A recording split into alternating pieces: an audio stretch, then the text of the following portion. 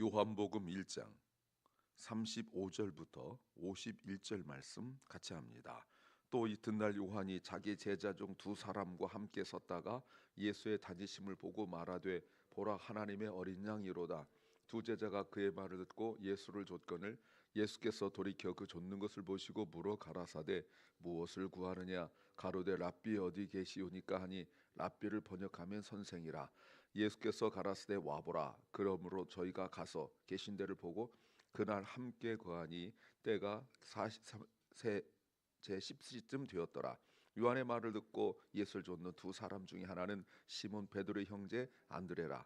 그가 먼저 자기 형제 시몬을 찾아 말하되 우리가 메시아를 만났다 하고 메시아를 번역하면 그리스도라. 데리고 예수께로 오니 예수께서 보시고 가라사대 내가 요한의 아들 시몬이니 장차 게바라리라 하시니라. 게바는 번역하면 베드로라. 이튿날 예수께서 갈릴리를 나가려 하시다가 빌립을 만나 이르시되 나를 좇으라 하시니 빌립은 안드레와 베드로 한 동네 베세다 사람이라. 빌립이 나다나엘을 찾아 이르되 모세가 율법 기록하였고 여러 선자가 기록한 그 일을 우리가 만났으니 요셉 아들 나사렛 예수니라. 나다나엘이 가로되 나사렛에서 무슨 선한 것이 날 수 있느냐. 빌립이 가로되 와보라 하니 예수께서 나다나엘이 자기에게 오는 것을 보시고 그를 가리켜 가라사대 보라 이는 참 이스라엘 사람이라 그 속에 간사한 것이 없도다. 나다나엘이 가로되 어떻게 나를 아시나이까. 예수께서 대답하여 가라사대 빌립이 너를 부르기 전에 내가 무화과 나무 아래 있을 때에 보았노라. 나다나엘이 대답하되 랍비여 당신은 하나님의 아들이시요 당신은 이스라엘의 임금이로소이다. 예수께서 대답하여 가라사대 내가 너를 무화과 나무 아래서 보았다므로 믿느냐. 이보다 더 큰 일을 보리라. 또 가라사대 진실로 진실로 너희에게 이르노니 하늘이 열리고 하나님의 사자들이 인자 위에 오르락 내리락 하는 것을 보리라 하시니라. 아멘. 어제 그 질문이 두 가지가 있었습니다. 그리스도는 누구이신가? 또 하나는 그리스도를 알고 있는 우리는 무엇을 해야 되는가? 그 두 번째 질문이 계속되는 거예요. 무슨 말이냐면 그리스도를 알고 있는 우리가 무엇을 해야 되는가? 어제 오늘 계속 지금 그 내용을 다루고 있는 것입니다. 우리가 1장에서 그리스도가 전반부에서 18절까지 그리스도 누구인가를 얘기했었잖아요. 그리고 19절부터 계속 그러면 그 그리스도를 알고 있는 우리가 무엇을 해야 되는가가 오늘 본문까지 계속 이어져 내려오고 있습니다. 그래서 오늘은 그 질문에 대한 답이 오늘 내용입니다. 그래서 세례 요한이 예수님을 증거하고 예수님이 제자들 부르시는 내용이죠. 빌립과 나다나엘이 나옵니다. 자, 참고로 이 내용 우리가 왜 여기서 이게 내용은 우리는 너무 익숙하니까 그냥 쑥 지나가는데 마침 이 본문이 제가 대학 졸업할 때 졸업 논문 본문이에요. 그래서 좀 아는데 이 본문이 왜 이렇게 중요하고 앞에 놨냐면 단순히 전도하자는 얘기가 아닙니다.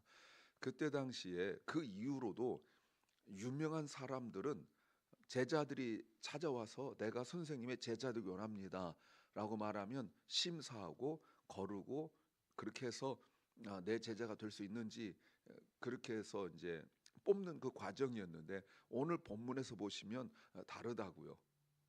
그래서 누군가가 누군가를 이렇게 데려오는 그 구조, 그리고 예수님께서 직접 부르시는 그 구조. 그래서 세상 사람들과 다른 구조로 보고 있습니다. 오늘 설교 제목은 어떤 만남은 인생을 바꾼다. 어떤 만남은 인생을 바꾼다. Some encounters change our life. Some encounters change our life. 이런 비슷한 주제의 내용은 제가 여러 차례 말씀을 드렸던 것 같아요. 여러분 그래서 이런 속담이 있죠. 그 사람 알려면 그 친구를 보면 안다. 뭐 이런 얘기 있지 않습니까? 그 딸을 알려면 어머니 보면 안다. 뭐 이런 얘기 있잖아요. 그러니까 항상 어떤 사람인지를 알려면 그 만남을 보면 아는 거예요. 요즘은 제가 가끔 말씀드리지만 워낙 교류들이 없기 때문에 그 사람 알려면 제가 휴대폰만 가지면 내가 그 사람이 누군지 압니다. 왜냐하면 알고리즘으로 뜨기 때문에 뭘 자꾸 보는지 알아요. 제가 아마존 같은 데서 무슨 책 하나 이렇게 설치를 하면 나중에 막 그 쭉 제 거 뭐 휴대폰에게 전체 다 어레인지가 돼서 다 그렇게 변형되고 이렇게 하죠. 그러니까 그 사람 알려면 이제는 어떤 만남을 가지고 있느냐, 유형, 무형 모두 다 알 수가 있는 거죠. 무엇을 알아야 될까요? 첫째는 일생을 걸어야 한다. 일생을 걸어야 한다. We must commit our whole life. We must commit our whole life. 자, 36절에서 보세요. 36절에 세례 요한이 예수님의 다니심을 보고, 자, 예수님께서 지나가신 걸 보고 뭐라고 말했냐면, 보라, 하나님의 어린 양이로다. Look, the Lamb of God. 하나님 어린 양이다. 구원에 관한 내용이죠. 우리 주의 구속에 관한 이름이죠. 대속의 이름이죠. 예수님의 일생을 설명한 내용입니다. 자, 잘 보세요.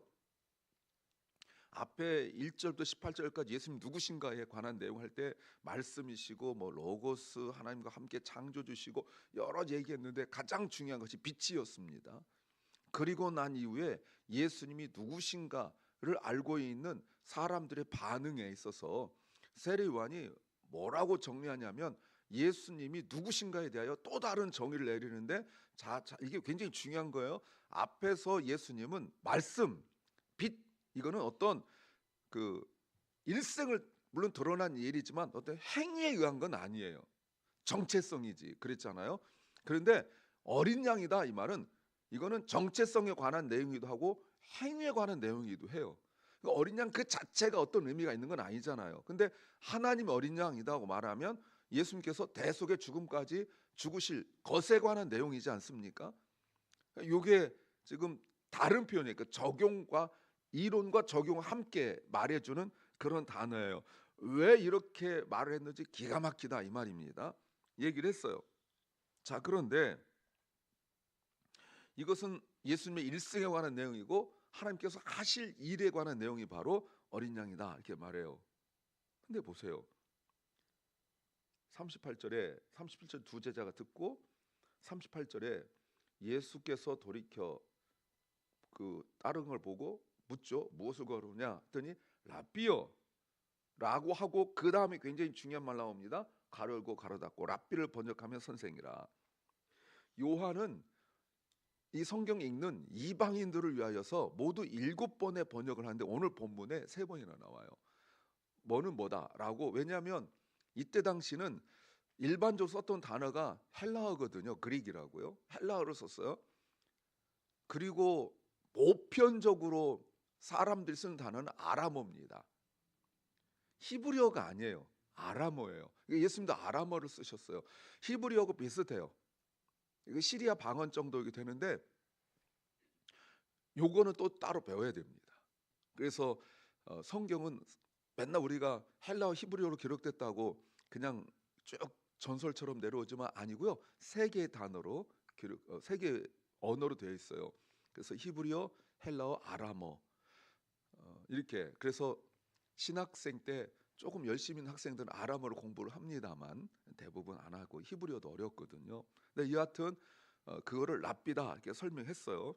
근데 보세요 여러분, 38절에 랍비어, 그러니까 선생이라 이런 뜻입니다 라고 말했는데, 자 41절에 예수께 자기 형을 데리고 오면서 뭐라고 말하냐면 41절에 메시아라.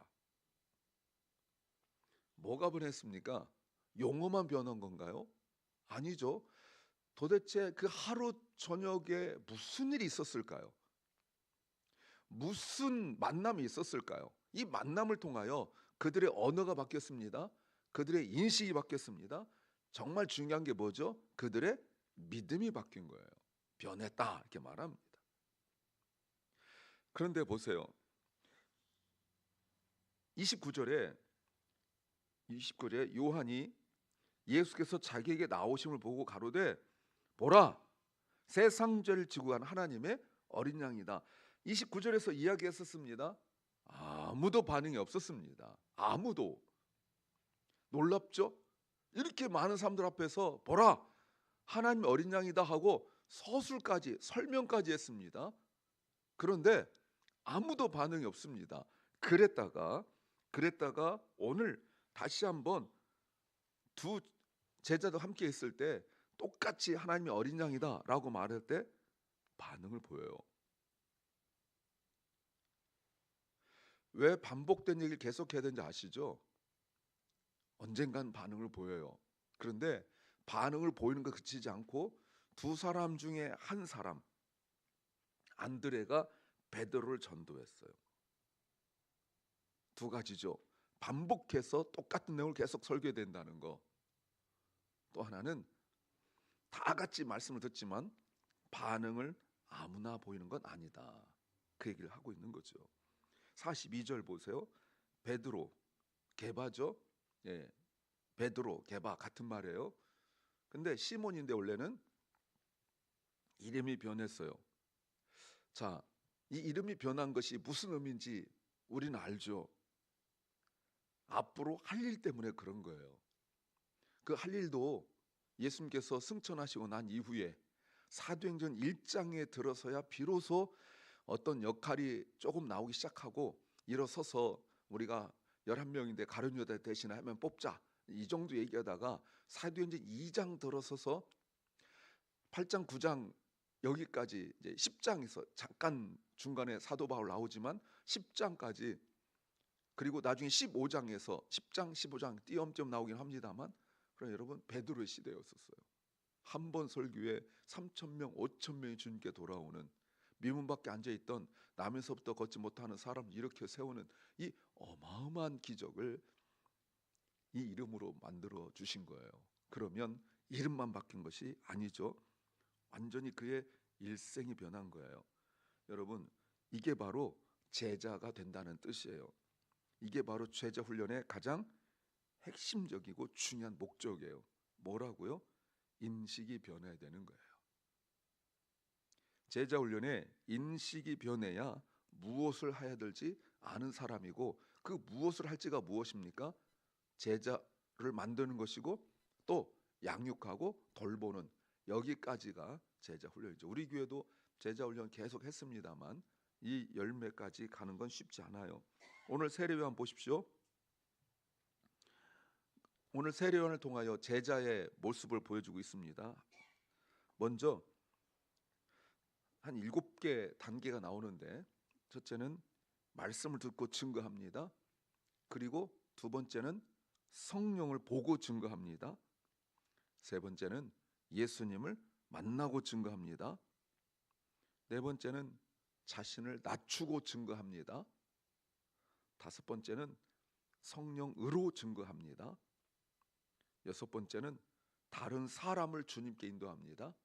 그리고 일곱 번째 인도받은 사람이 또 다른 사람을 인도합니다. 요게 이제 세례 요한이 보여준 제자가 되었던 과정, 되고 난 후의 과정을 말하고 있어요. 43절에 빌립을 보십시오. 빌립 만나서 나를 따르라. 충분하죠? 뭘 대가를 원한 거 아니에요? 그랬더니 빌립은 바로 누구를 데려올 줄 알았어요. 나다나엘이죠. 그럼 놀랍지 않습니까? 나다나엘의 변화된 모습 보십시오. 나다나엘이 말하길 나사렛에서 무슨 선한 것이 나오겠느냐 무시했습니다. 예수님이 누군지 모르고 보세요. 1장에서 18절에까지 예수님 누군지 알아야 되잖아요. 근데 모르니까 바로 무시합니다. 출신 지역 때문에. 그런데 주님 만나고 난 이후에 잘 주목하지 않아서 그렇지 49절 나와요. 이렇게 말합니다. 당신은 하나님의 아들이시요 당신 이스라엘 임금이로소이다. 여러분 베드로보다 먼저 고백한 분이 나다나엘이에요. 이 고백이 성경에 3번 나옵니다. 한 번은 나다나엘에 의하여, 한 번은 베드로에 의하여, 한 번은 도마에 의하여 이렇게 3번 예수님한테 하나님의 아들입니다라고 고백이 나오는데 고백이 소중하지만 그 마태, 마가, 누가, 요한의 그 대상에 따라서 강조가 다르기 때문에 나다나엘이나 도마는 강조되지 않고 베드로가 강조되는 거예요. 제가 가끔 농담처럼 학생들에도 얘기하는데 이런 거 알려면 주일학교를 좋은 데 나와야 됩니다. 늘 얘기하죠. 자, 완전히 변화되었습니다. 나다나엘도 변화됐죠. 근데 여러분 47절 48절이 조금 해석하기 어려워요. 이 사람은 참 이스라엘 사람이라 그 속에 간사한 것이 없다. 굉장히 중요한 얘기죠. 그랬더니 나다나엘이 대꾸합니다.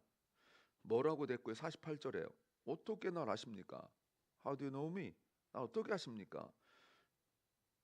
그랬더니 예수님께서 48절에 네가 빌립이 너를 부르기 전에, 보이시죠?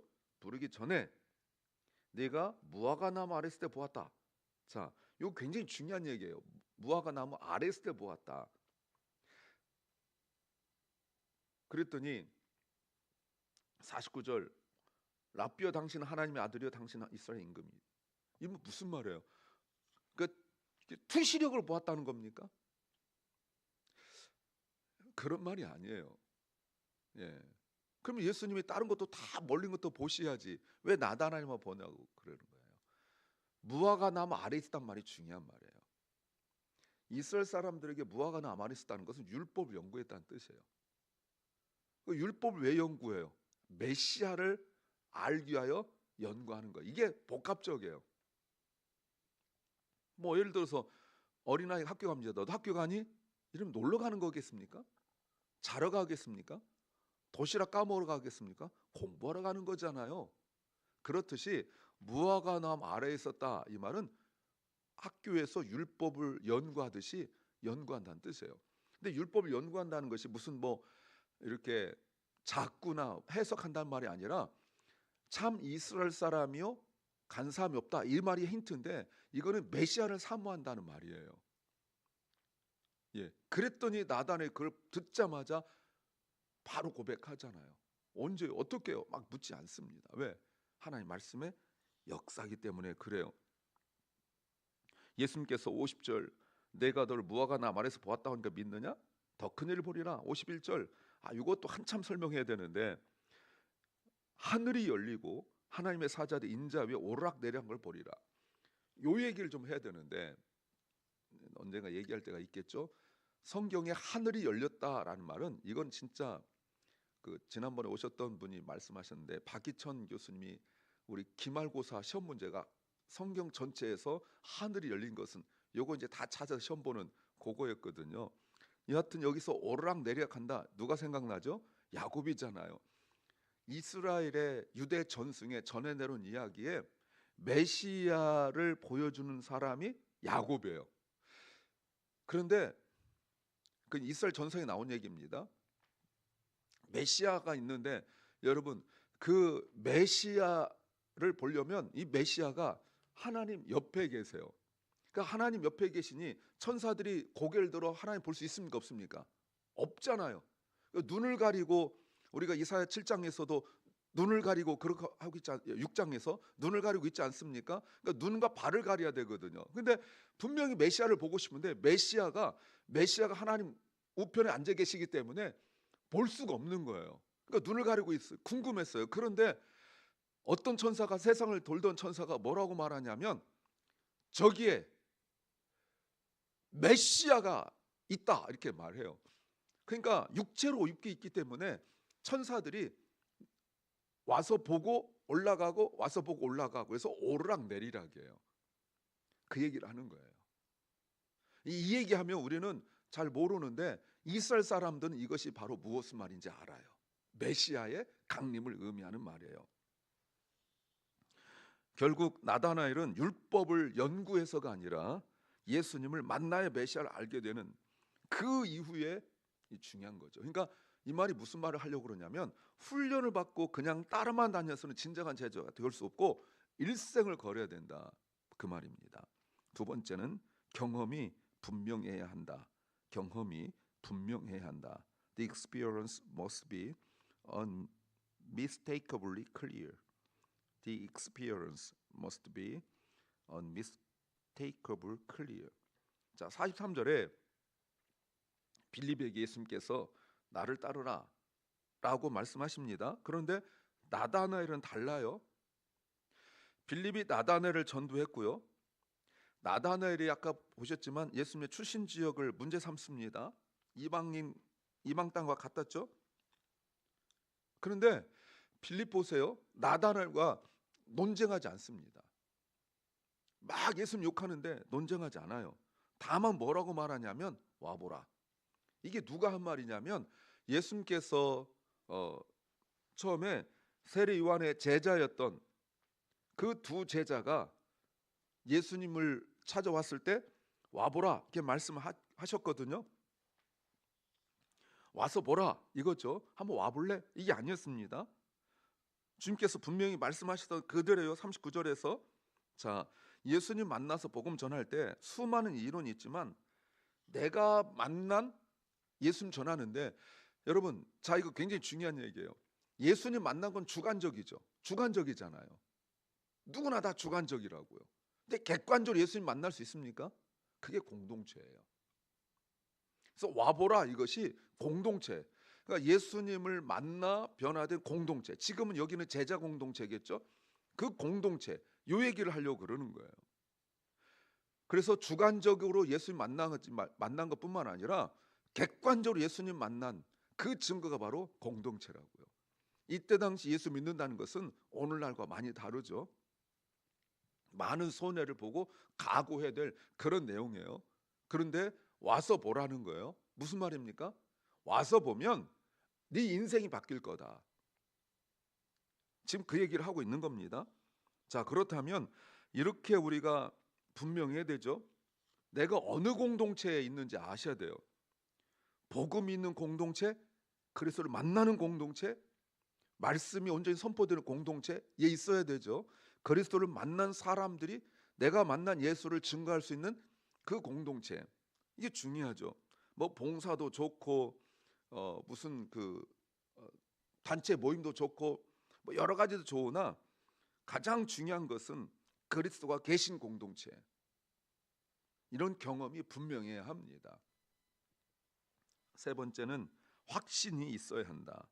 확신이 있어야 한다. We must be confident. We must be confident. 37절이죠. 정말 중요한 단어. 두 제자가 주님의 말씀을 듣고 예수를 따른다. 요 모습 아닙니까? 이게 제자이죠. 다른 사람들 다 달랐습니다. 자, 직접 찾아온 제자들도 있고 형제의 전도를 받고 온 사람도 있고 의심하고 있다가 와서 만난 사람도 있고 지금 교회의 구성에 다양한 모습을 말씀하고 있는 거예요. 직접적으로 전도돼서 오거나 누굴 통해서 오거나 아니면 의심하다가 한번 와서 봐라고 해서 믿음의 확신 갖고 온 사람이 아니라 그냥 왔다가 호기심으로 왔다가 다양한 계층의 사람이 교회에 있다는 거예요. 그러나 어떻게 왔든지 간에 어떤 모습으로 왔든지 간에 그들이 분명한 건 뭐예요? 예수님 만나고 난 이후에 그들의 삶이 단 한 단어로 정리된다는 거예요. 조차, 따른다. 이렇게 인생의 결단. 이걸 따른다는 것은 인생의 결단을 의미하는 겁니다. 그냥 졸졸졸 따라간다 그런 의미가 아닌 거죠. 자, 그리고 49절에 신앙의 고백을 하죠. 그러면 주님 말씀대로 50절 더 큰 일을 보게 될 것이고 51절 하늘이 열린 것을 보게 될 거다 이 말입니다. 메시아의 강림이죠. 그러니까 우리의 신앙이 처음에 예수님을 믿기 시작할 때부터 예수님의 오심까지 볼 수 있어야 되는 거예요. 그래야 흔들리지 않습니다.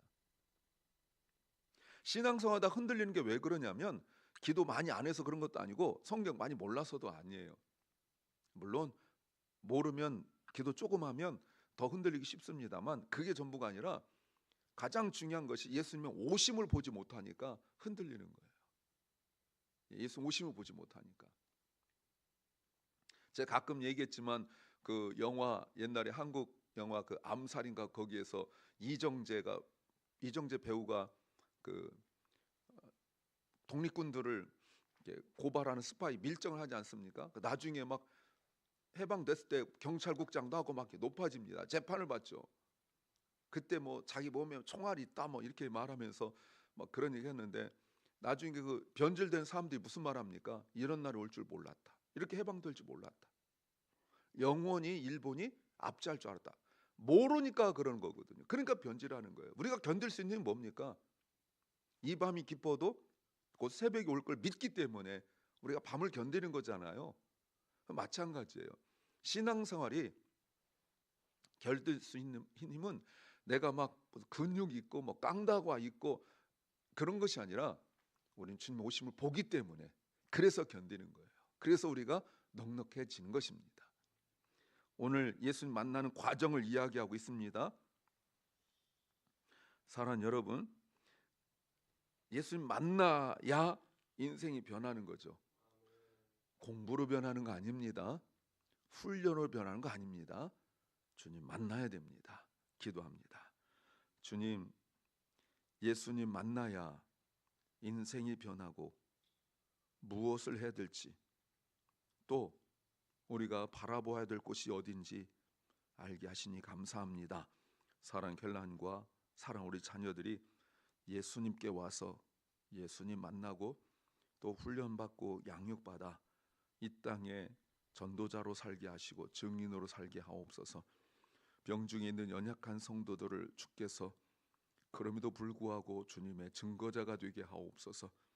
아버지 하나님, 오늘 하루 우리에게 주신 주님, 우리가 주님을 증거하며 주님을 드러내며 주님과 함께 있음이 사람들에게 드러날 수 있도록 증거가 될 수 있도록 인도하여 주시옵소서. 예수님 이름으로 기도하옵나이다. 아멘.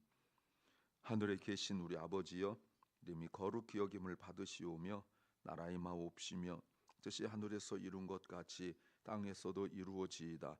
오늘날 우리에게 일용할 양식을 주옵시고 우리가 우리에게 죄 지은 자를 사하여 준 것 같이 우리 죄를 사하여 주옵시고 우리를 시험에 들게 하지 마옵시고 다만 악에서 구하옵소서. 대개 나라와 권세와 영광이 아버지께 영원히 싸움나이다. 아멘.